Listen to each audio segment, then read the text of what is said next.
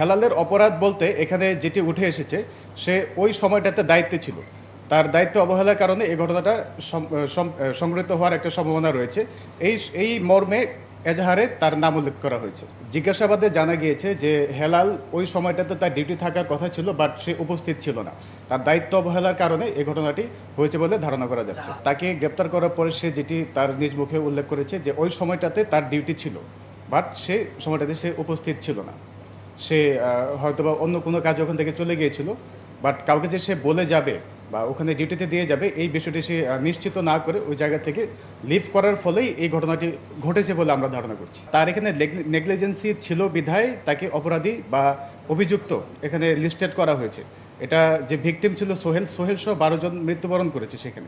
সোহেলের খালা শেফালি বেগম উনি এই দুইটা নাম উল্লেখ করে মামলা দায়ের করেছেন। তো এখানে এজাহার নামীয় আসামি আছে হচ্ছে দুজন, একজন হচ্ছে হেলাল আর একজন মেহেদি হাসান।